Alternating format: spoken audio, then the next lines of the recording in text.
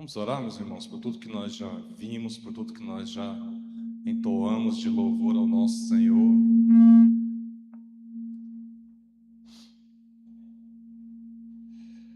Senhor, nosso Deus, nosso Pai, nós te damos graças por mais essa noite. Nós rendemos todo o nosso louvor, toda a nossa adoração ao Senhor, Pai.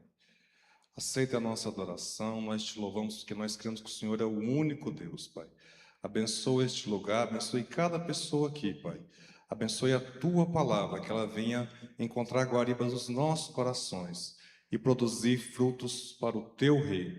E que a honra, a glória e o louvor sejam sempre dadas a Jesus Cristo, porque é no nome de Jesus que nós oramos. Amém. Meus irmãos, nós queremos nesse momento passar por um momento muito especial, que é dar boas-vindas a você que nos visita. Um dos nossos propósitos, um dos propósitos da nossa igreja é que você que nos visite não passe por aqui desapercebido, pensando que a gente não viu você. Essa é uma frase que o pastor Milton usa bastante. Então, se você está aqui, você é visitante, primeira, segunda ou terceira vez, tem uma turma uniformizada aí, bonita, que vai te entregar aí uma lembrancinha.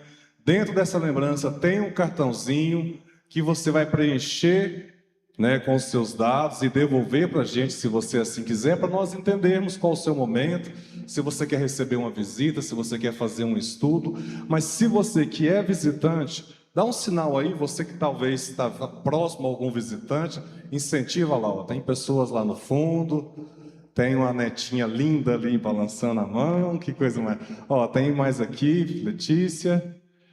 Nós queremos dizer que você é muito bem-vindo no nosso meio, que o Senhor fale com você nesta noite, que você encontre na palavra de Deus aquilo que tem ansiado o seu coração. Tem mais alguém? A Letícia está ali para distribuir, tem mais, o Eduardo está aqui, alguém que não recebeu? Glória a Deus, muito bem, meus irmãos, obrigado. Deus nos abençoe. Meus irmãos, o pastor Milton, que por acaso não está aqui hoje, está a trabalho, nos pediu para trazer a mensagem essa noite, para dar continuidade na série de pregações que ele vem fazendo, com o tema Meu Chamado, que é o tema que ele tem utilizado para essa série de pregação. O tema correto é Minha História, Paulo, chamados para entregar a missão, chamado e missão. Meus irmãos, desde quando eu tive o privilégio de chegar a essa igreja, há 15 anos atrás, nós temos ouvido falar de chamado ministerial. Todos nós que já fomos alcançados por Jesus, nós temos um chamado. Mas nós vamos ver nas histórias que nós vamos ler aqui, nas inspirações que nós deixamos essa noite, que nem sempre é fácil a gente identificar de imediato o nosso chamado, de nós colocarmos o nosso carro no prumo e andarmos na direção que Deus realmente quer para cada um de nós. É um desafio para cada um de nós. Então, as histórias que eu tirei hoje do ministério do apóstolo Paulo e de algumas pessoas que fizeram parte do ministério, de apoio ao ministério do apóstolo Paulo, estão nesse livro aqui, ó. Eu não vendo o livro, não tenho link, não tenho nada, não empresto, porque esse aqui nem é meu, esse é emprestado. A pessoa que me emprestou é ciumenta com esse livro. É só realmente, se você gostar do tema, para você estudar a série Heróis da Fé, aqui fala a respeito do apóstolo Paulo. O autor é o Charles R. Swindoll. Então, se você já ouviu as pregações do pastor Milton a respeito do tema, se nós estamos conversando essa noite e você gostar do tema, fala, não, eu quero aprofundar mais. Essa é uma fonte bem interessante, com referências bíblicas para você se embasar. As histórias que nós tiramos hoje, elas estão muito baseadas nesse livro. Então, qual que é a grande dificuldade? Primeiro, entender que todo cristão ele tem um chamado. Não existe cristão que não tenha chamado para a obra ministerial. Quando Deus alcança a minha casa, Ele alcança para que a minha casa alcance outras casas. Lembra lá atrás, quando Deus chama Abraão, Abraão, sai da tua terra, da tua parentela, larga tudo, meu filho, e vai para a terra que eu te mostrarei. E ele vai falar, eu vou fazer de ti uma grande nação, e em ti serão benditas todas as famílias da terra. Nós já fomos alcançados para o propósito de alcançar outras vidas. Como? Aí que vem a grande dificuldade. Nós, seres humanos, pecadores e falhos, entendemos e nos encaixarmos em cada local que realmente nós seremos úteis ao ministério, à propagação do Evangelho. Esse é o grande desafio para cada um de nós, desentender qual que é o meu lugar no ministério da evangelização e da propagação da palavra. E aí nós vamos entender alguns pontos durante esse nosso bate-papo. O primeiro, que eu já falei, entender o meu chamado, como ser parte da solução, ao invés de ser mais uma parte do problema. É um grande desafio. Como que eu vou ser parte da solução, ao invés de ser mais um para dar dor de cabeça, né? O pastor Carvalho falava assim, ó, venha para trabalhar, porque trabalhando você não tem tempo de dar trabalho. Então, como que eu vou ser parte da solução e não parte do problema? Nós temos que entender que durante essa caminhada nossa, erros eles vão acontecer. E nós temos algumas histórias aqui de um personagem específico, que nós vamos falar a respeito dele, que os erros eles podem acontecer e eles provavelmente vão acontecer. Mas a persistência e a resiliência fazem parte do caminhar cristão, para aquele que se dispõe a servir na obra missionária. Então nós vamos tentar falar sobre esses pontos. A primeira questão que eu quero tratar com os irmãos e lembrar com os irmãos é as circunstâncias da conversão de Paulo. Nós não vamos entrar em todos os textos, por isso que eu coloquei aqui o livro, porque o livro aborda todas essas questões, em todas as referências bíblicas. Depois, se você quiser, realmente o ideal é que seja feito assim, você busque todas as referências bíblicas, o livro tem tudo isso. Mas nós vamos passar rapidamente, para começar a nossa conversa, a respeito da conversão de Paulo. Nós conhecemos a história, o apóstolo Paulo, ele era perseguidor voraz da igreja que estava nascendo. Paulo, ele tinha sangue nos olhos contra a igreja, ele não entendia que aquilo era um movimento de Deus. Pelo contrário, ele entendia que aquilo era um movimento das trevas. Nós conhecemos a história do apóstolo Paulo. E todas as circunstâncias levam Paulo até o Sinédrio, ele pede aquelas cartas, e o Sinédrio dá as cartas para ele de autorização, e ele vai até Damasco procurar e prender aqueles que haviam se convertido ao cristianismo. Bom, aí vem o primeiro passo que todos nós na nossa vida nós vamos passar, que é a quebra das nossas convicções. Nesse caminho, Paulo literalmente cai do cavalo. Literalmente, porque ele ia a cavalo, e a narrativa bíblica fala que ele cai do cavalo, literalmente. E ele ouve a voz do Senhor, e ele fica cego, ele só vê uma luz muito forte, e ele fica completamente sem visão. Paulo, com toda a sua arrogância, com toda a sua certeza que estava fazendo o caminho certo, no serviço do Senhor, porque o argumento de Paulo era, eu preciso proteger, o judaísmo, eu preciso proteger o que as escrituras dizem, e ele vai com todo esse ímpeto para Damasco, e ele literalmente cai do cavalo. E ele fica cego. E Paulo já começa a dar de cara com a realidade. Não adianta a gente querer fazer a obra de Deus do jeito que eu imagino ser correto, ou fazer aquilo que eu acho que deve ser feito. O direcionamento tem que vir claramente do dono da obra. Não sou eu que determino o que vai ser feito. Não sou eu que determino quem está certo, quem está errado. Paulo consentia na morte dos cristãos. E ele literalmente cai do cavalo. Quando Paulo vai até Damasco, é levado até Damasco, eu quero trazer para os irmãos o primeiro personagem que eu quero comentar com os irmãos nessa noite. Esse personagem tem por nome de Ananias. Ananias, a Bíblia não fala muita coisa a respeito dele. Até o pastor Milton falou semana passada a respeito de como os textos bíblicos são concisos. É claro que nós podemos imaginar coisas, podemos errar, mas tem algumas coisas sobre a vida de Ananias que não tem como a gente errar. O Espírito Santo orienta que Ananias interceda por Paulo. E a narrativa bíblica ainda fala assim, mas Senhor, ele persegue os cristãos. Eu vou orar por esse homem. Vamos fazer o seguinte exercício. Vamos pensar o seguinte, nós estamos aqui orando, louvando a Deus, a Bíblia está mandando nós intercedermos uns pelos outros, intercedermos pela obra missionária, e entra naquela porta ali agora, alguém que você sabe que persegue o cristianismo, que persegue a palavra de Deus. E o Espírito Santo fala claramente com você, levanta, vai lá, receba e ore por essa pessoa.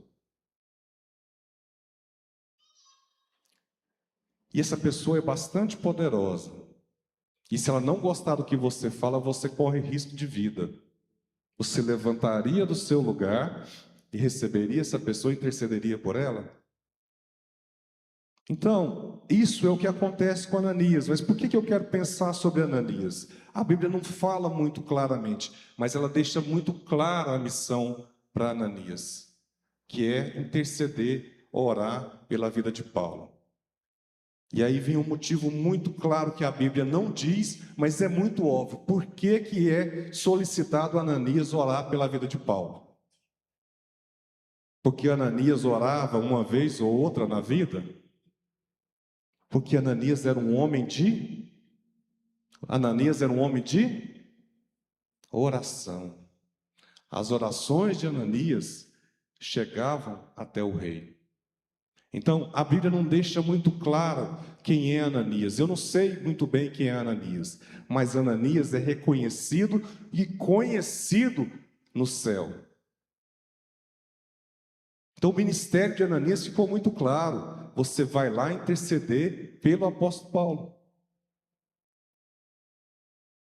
Percebe que quando está tudo encaixado, as coisas fluem naturalmente. Ananias vai, recebe Paulo, intercede por Paulo, e Paulo volta à sua visão, e Paulo sai de Damasco, e aí tem toda a circunstância, Paulo realmente foge de Damasco, foge pelos muros, né? Então, quando as coisas estão corretas, meus irmãos, o nosso ministério, a nossa vocação, aquilo que Deus tem para nós, é muito bem direcionado, e foi o caso de Ananias. A Bíblia não vai explicar muito bem quem é esse tal de Ananias, mas o papel dele no ministério de Paulo foi muito claro e foi muito precioso. Levando adiante,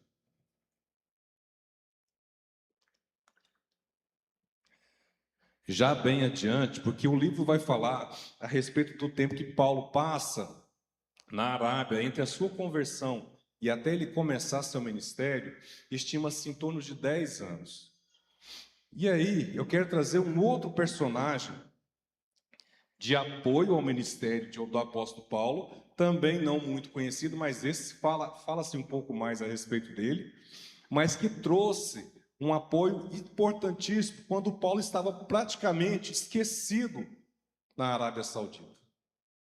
Ninguém sabia quem era Paulo, a igreja rejeitava a ideia e ele foi sendo esquecido, e a igreja começa a se organizar em Jerusalém, e aí Jerusalém recebe a notícia que a igreja em Antioquia está crescendo, e ela está tomando um caminho, está tomando corpo, mas ela precisa de alguém que oriente, que ensine a palavra de Deus.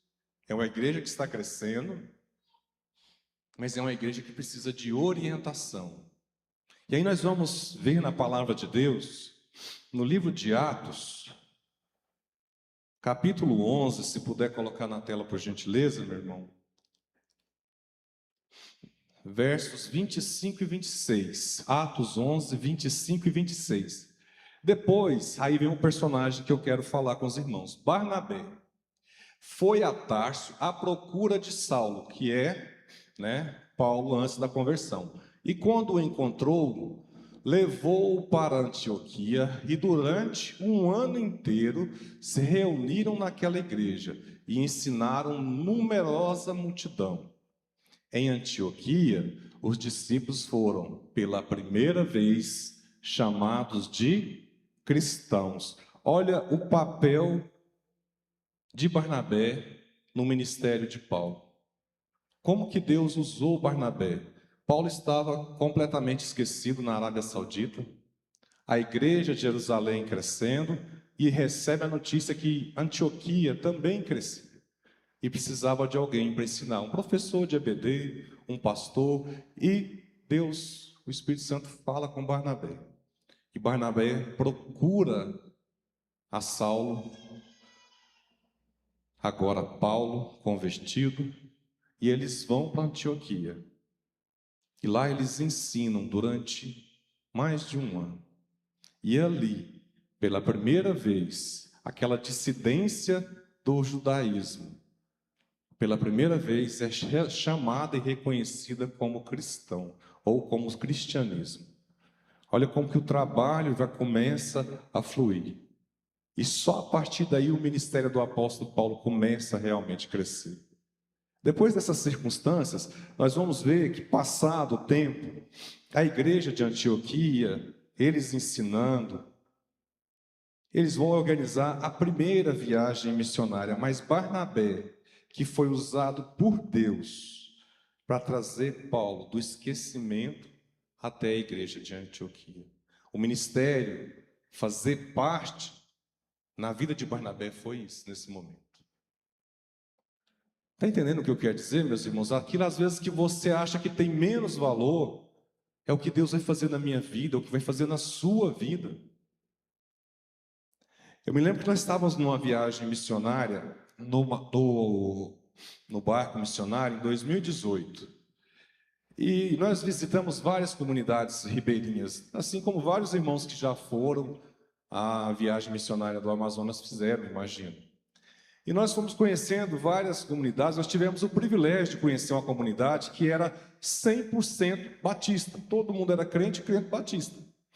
Pensa num lugar bom, no meio do nada, uma comunidade limpa, organizada, povo, escola, tudo arrumado, e o povo 100% convertido e batista. Mas nós também conhecemos comunidades que essa me marcou bastante, que a gente chegava, parava o barco e andava na palafita, tipo uns 2 quilômetros para dentro da mata. E lá nós tivemos o culto, é uma comunidade muito dominada pelo a macumbaria, espiritismo. E nós tínhamos ali, todo lugar que a gente chegava, tinha missionários nossos trabalhando. E nessa comunidade, fizemos o culto, tal. Sempre que acabava o culto, aí voltávamos para o barco, e aqueles missionários, eles vinham também para o barco e davam o seu testemunho, como que eles foram parar ali, né? E o trabalho que está sendo feito ali naquela comunidade. Meus irmãos, eu não me lembro o nome do missionário, mas a história eu não me esqueço. A história foi marcante para mim. O que é a história desse homem? Ele estava em São Paulo, preso por roubo, por tráfico, e ele briga na cadeia com o outro preso, e ele esfaqueia o preso esfaqueia ele, aquela coisa maravilhosa que acontece em cadeia. Ele quase morre. E ele vai e sai. E ele está no centro de São Paulo, na Cracolândia. Em regime, eu não sei o nome desse regime aqui, que a pessoa sai e depois tem que voltar à noite. Eu não sei o nome, não lembro. Mas quem é jurista aí sabe, se alguém estiver lembrando aí, acho que é semiaberto, coisa assim. Eu sei que ele tinha que voltar à noite para a cadeia. E ele está na Cracolândia e começa uma briga, contando o testemunho dele. E começa uma briga e ele começa a entrar em desespero, porque se ele já estava fora de hora, fosse pego naquele lugar, ele perdia essa condição que ele tinha, ele ia voltar para a cadeia e tinha medo de ser morto. Mas, irmãos, olha que história. Ele, em desespero, começou a procurar aos usuários de droga. O que ele fazia? Perdão, meus irmãos. E uma usuária fala, não, corre lá para aquela casa amarela, que lá eles vão dar abrigo para você. A casa amarela é a Cristolândia, lá na Cracolândia. E ele correu realmente para essa casa amarela, que ele não sabia o que era. E ele foi recebido, acolhido, e aí veio o desenrolar da história dele. Ele se converte, faz todo o trabalho ali de recuperação, e ele vai se lembrar dessa pessoa que Deus usou para mostrar para ele o caminho. Quem é essa pessoa? Ele não sabe o nome, ele não consegue, não se lembra da feição da pessoa, mas é alguém que Deus usou. O ministério nosso é às vezes isso, a gente não precisa ser reconhecido. O meu nome não precisa estar registrado em nenhum livro. O que eu preciso é estar no centro da vontade de Deus. Esse é o grande desafio. Quem era essa pessoa? Eu não sei. Mas esse homem, indicado por essa pessoa que foi usada por Deus, vai parar na Cristolândia, ele trata, ele se recupera, ele se transforma num pastor, ele se forma, casa, está lá na Amazônia cuidando de outras vidas.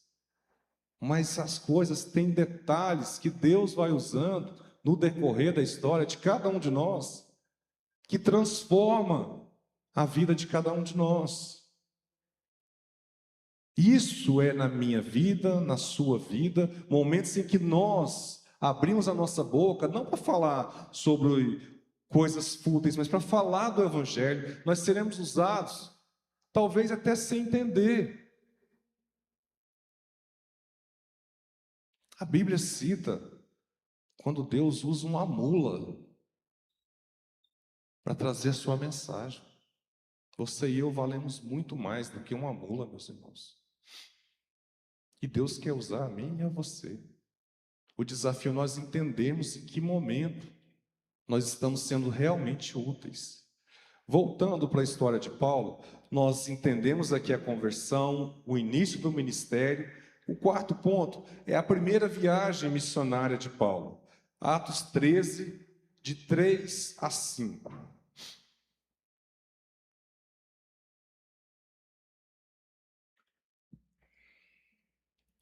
Nós já estamos dando um salto aqui na história. A igreja já havia sido organizada na Antioquia, Paulo já havia ensinado, e eles oram, e o Espírito Santo vai dar a seguinte orientação, que vai originar a primeira viagem missionária do apóstolo Paulo, Atos 13, de 3 a 5. Então, jejuando e orando, e impondo as mãos sobre eles, os despediram. Barnabé e Saulo, enviados pelo Espírito Santo, foram até a Seleucia e dali navegaram para Chipre. Quando chegaram a Salamina, começaram a anunciar a palavra de Deus. Nas sinagogas judaicas tinham também, nas sinagogas judaicas. E aí vem o terceiro personagem que eu quero conversar com os irmãos essa noite. Tinham também João como auxiliar. Tinham também João como auxiliar. Só para a gente entender, e aí o livro vai detalhar muito bem quem que é esse João, ou João Marcos. O livro deixa claro, com referências bíblicas, que João Marcos é primo de Barnabé. Então, só para a gente entender o contexto, sai para a primeira viagem missionária Paulo e Barnabé. E João Marcos vai como apoio nessa primeira viagem missionária. Só que, hora que a coisa começa a querer apertar, se você vai continuar lendo o texto bíblico, João Marcos, tchau, não vou ficar. João Marcos casca fora, deixa todo mundo na mão e vai embora.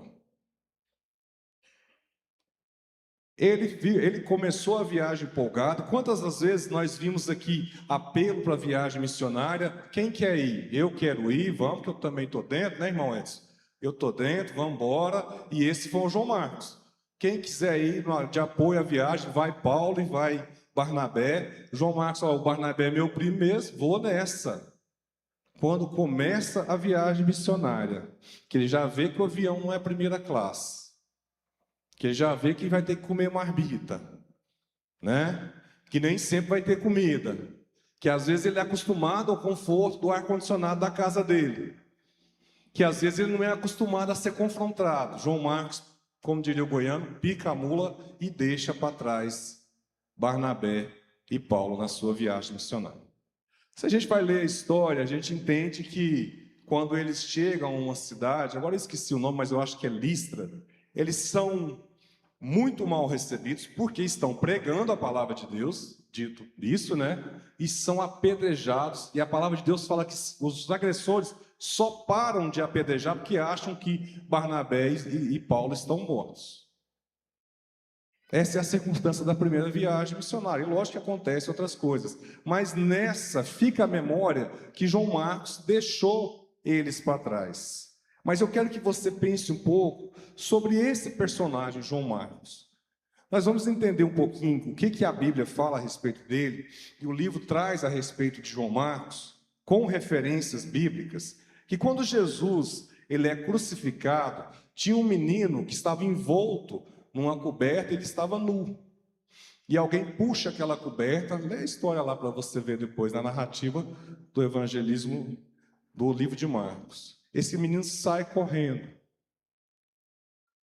Com o apoio de alguns textos bíblicos, o autor do livro cita que esse menino é João Marcos. E ele que é o primo de Barnabé. E é ele que deixa a turma na mão, ele que deixa a turma para trás. E aí nós vamos para frente, e João Marcos vai voltar na história, tem a segunda viagem missionária de Paulo, Atos 15, de 37 a 41. Atos 15, de 37 a 41. Barnabé queria levar também João, chamado Marcos. Olha ele aí de novo, querendo ir. Barnabé, que era primo, né? Eles vão sair para a segunda viagem missionária. Barnabé queria levar ele novamente. Mas Paulo não achava justo levar aquele que tinha se afastado deles desde a Panfilha, não os acompanhando no trabalho. Houve tal desavença entre eles que vieram a separar-se. Então Barnabé, levando consigo Marcos ou João Marcos, navegou para Chipre. Pode passar mais um? Mas Paulo, tendo escolhido Silas, partiu encomendado pelos irmãos à graça do Senhor. Meus irmãos, é aqui que eu quero trazer a nossa reflexão. Quando a gente não entende o nosso ponto ou o nosso lugar no chamado, nós não fazemos parte da solução. Nós fazemos parte do problema. Barnabé e Paulo não viajam mais juntos. O companheiro de viagem do apóstolo Paulo passa a ser o irmão Silas. Houve uma cisão entre Barnabé de opiniões, Barnabé e Paulo, e eles não vão viajar mais juntos, por causa de uma decisão de João Marcos de abandonar o barco na primeira viagem. Então, quando a gente olha com a história desse jovem, e a gente vê as narrativas bíblicas, a gente passa a olhar o que viu o apóstolo Paulo. Quando Paulo viu que João Marcos ia de novo, ele viu com desconfiança, falta de comprometimento, ou seja, eu não posso confiar numa pessoa que já me deixou na mão uma vez. Eu não vou viajar com esse camarada novamente. Barnabé, por outro lado, olhou assim, ele é jovem, ele precisa aprender, ele precisa de uma nova, está todo mundo dormindo, gente? De uma oportunidade ou uma chance. Então, cada um olhou de um jeito. Não, ele já me deixou na mão, vai me deixar de novo. Não, ele é jovem, ele precisa aprender.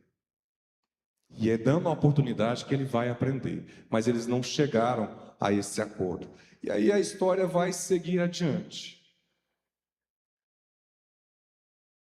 E nós precisamos fazer a seguinte pergunta: João Marcos, ele não tinha o chamado? Será que ele não tinha? Todo cristão tem o chamado. Todo cristão tem. Nosso maior desafio é entender como realmente podemos fazer parte da solução, como realmente podemos ser úteis na obra da evangelização. Quando é que nós descobrimos a nossa verdadeira vocação? Quando que isso acontece? Quando nós somos parte da solução, quando nós somos úteis para a propagação do Evangelho. Quando um comentário meu na igreja não produz frutos para o reino de Deus, eu não estou sendo útil. Quando uma opinião minha, contrária ao Marciene, só traz desavença, isso não é útil ao Evangelho. Quando uma opinião minha a respeito da liderança da igreja é contrária, traz divisão, não traz frutos para o reino de Deus, isso não é ser parte da solução, é ser parte do problema. Mas a história nos mostra que quando as coisas estão nos seus lugares corretos, a gente entende perfeitamente que a gente faz parte da solução e não somente mais uma parte do problema. 2 Timóteo, eu esqueci o capítulo, mas eu vou achar aqui, meus irmãos. 2 Timóteo 4, eu não anotei o capítulo, mas é isso. 2 Timóteo 4, de 6 a 8. Olha como as coisas são diferentes. Agora já é um outro momento. Só antes da gente começar a ler, a gente contextualizar. Paulo já está em Roma, preso, condenado por levar o evangelho, por ensinar o evangelho. E ele está escrevendo o seu último livro, a sua última carta, que é a segunda carta de Paulo a Timóteo.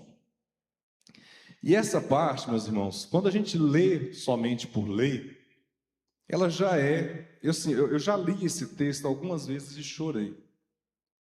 Porque para mim esse texto ele tem textura, ele tem cheiro. Eu não consigo ler esse texto e não me emocionar. Ele tem um peso muito grande para quem conhece a história do apóstolo Paulo. Quem conhece a história do nosso Senhor e Salvador Jesus Cristo. Então não leia só por ler, sinta o peso das palavras. Paulo está dizendo assim, ó, quanto a mim, já estou oferecido por libação, e o tempo da minha partida já chegou. Olha, você sente o peso da entrega. Paulo está se entregando. Ele está dizendo, olha, eu estou sendo oferecido como sacrifício. E o tempo da minha partida, ele já chegou. Olha o peso que isso tem, meus irmãos.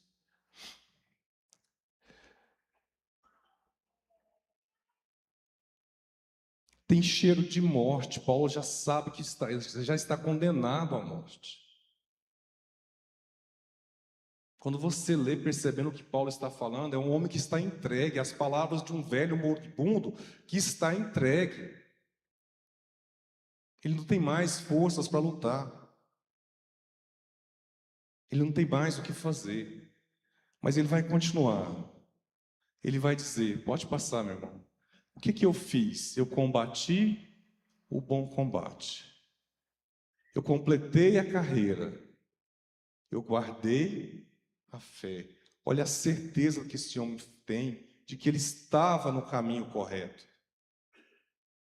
Que aquilo que ele fez durante a vida o levou para aqueles calabouços, o levou para aquela condenação, mas ele estava no caminho correto.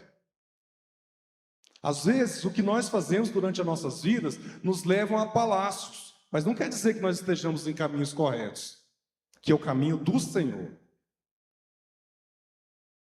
Paulo se entrega, olha, eu já fui entregue como libação, ou como oferta, ou como sacrifício, mas eu combati o bom combate. Eu completei a carreira. Pode seguir, meu irmão. Desde agora me está guardada a coroa da justiça, que o Senhor, reto juiz, me dará naquele dia. E não somente a mim, mas também a todos que amam a sua vinda. Paulo está dizendo, olha, o que eu fiz, a minha recompensa, vem de Deus. Muitos não verão, porque muitos não crerão no que foi falado. Mas a minha recompensa vem de Deus. Olha a certeza que esse homem tem. Ele sabia que ele era parte da solução. Em momento nenhum Paulo foi problema. Então esse homem que chegou a essa idade, pregando o evangelho, anunciando o evangelho,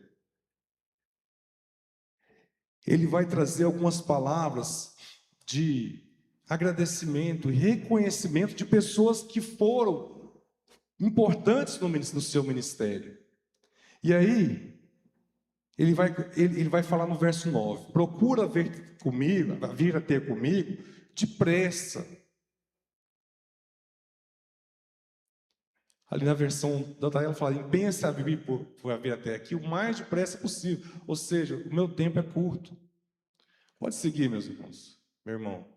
Porque Demas, tendo amado o presente século, me abandonou e foi para a Tessalônica. Crescente foi para a Galácia. Tito foi para a Dalmácia. Pode seguir. Somente Lucas está comigo. Ou seja, no fim da vida, meu irmão, vai sobrando pouca gente que realmente vai rodear o apóstolo Paulo. E ele vai falar, ó, somente Lucas está comigo. E aí, vem o ponto que eu quero trazer para os irmãos entenderem a diferença agora. Eu vou ler na minha versão, que eu quase não estou enxergando lá. Só Lucas está comigo. Aí ele vai falar o seguinte, toma a Marcos e traze-o contigo, porque me é muito útil no meu ministério. Olha a diferença. O Marcos que ele está falando é o mesmo João Marcos, que ele não quis que fosse na segunda viagem. Mas a gente precisa entender que os textos bíblicos, eles são muito concisos. E a gente precisa entender que o Paulo está falando. A Bíblia não deixa muito claro. Mas Paulo fala assim, ó, traz a Marcos, porque ele me é muito útil no meu ministério. E aí, para preparar essa pregação, eu fui pensar, o que Paulo quer dizer com esse muito útil? E aí a gente tem que conjecturar, porque a Bíblia não vai falar. E eu comecei a pensar na minha situação essa semana. Eu já falou na EBD mais cedo. Essa semana para mim foi muito difícil em termos de saúde. Passei muito mal essa semana, meus irmãos. Segunda-feira tudo bem, beleza, vamos lá. Vamos para cima trabalhar. Terça-feira doente. Garganta infeccionada.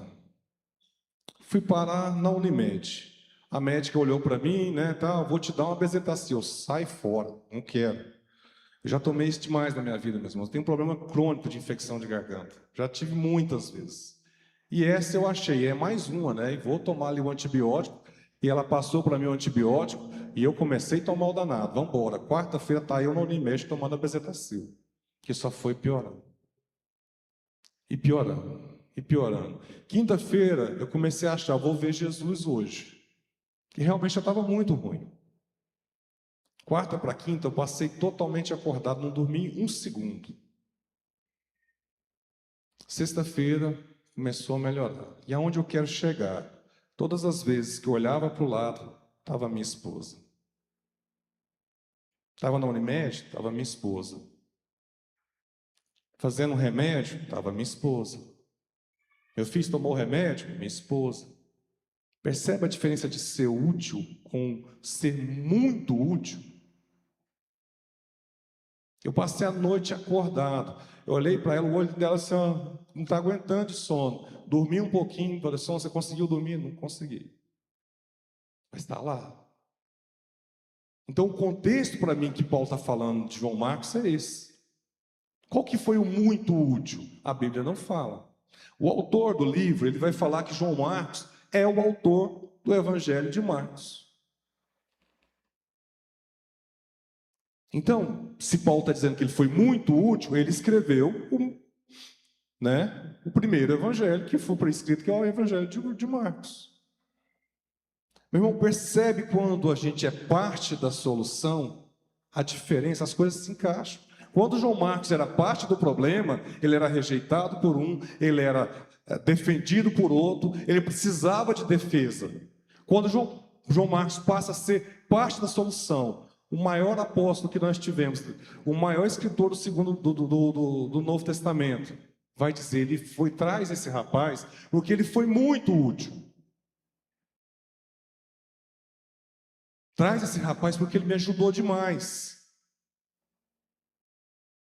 E é esse o nosso desafio. Todos nós somos chamados para fazer parte da solução, para ser muito útil. E aí o desafio é você tirar o nome de João Marcos e ouvir assim, ó, traz o João Batista porque ele é muito útil. Traz o Paulo porque ele é muito útil. Traz o Edinaldo, porque ele é muito útil. Traz o Valderson, porque ele é muito útil. Mas é útil no quê? Na propagação do Evangelho. Traz o Dítima, porque ele é muito justo, muito útil. A Carla Débora, a Débora. Traz a Michele, o Sebastião Júnior. Todos são muito úteis na pregação do Evangelho. O desafio é tirar o nome de João Marcos e colocar o meu nome, colocar o seu nome na galeria daqueles que querem fazer parte da propagação do Evangelho. E aí nós temos que entender qual é o nosso lugar na propagação desse Evangelho. É dando aula de taekwondo? Já é muito útil. É ensinando na EBD? É muito útil. É se liderando os homens? É organizando viagens missionárias? O que a Bíblia ensina para nós, que quando nós fazemos parte da solução, nada vai atrapalhar o meu e o seu trabalho missionário. Nada vai dizer que você não é útil na propagação do Evangelho. Nada vai testemunhar contra a propagação do Evangelho através da sua vida, através da minha vida. Nós fizemos uma pergunta lá no começo. Todo cristão, ele tem um chamado? Essa pergunta, ela não deveria nem ser feita.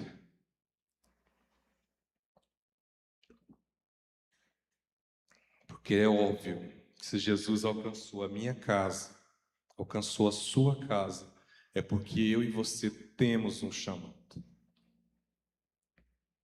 Nós não fomos alcançados sem propósito. Deus não faz nada sem propósito.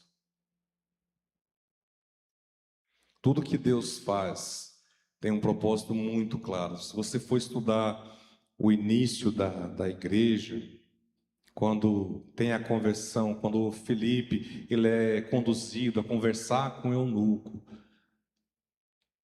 e ele conversa com esse eunuco, o eunuco está lendo o livro do profeta Isaías, e Filipe sobe na carroça, e ele vai perguntar: você entende o que você está lendo?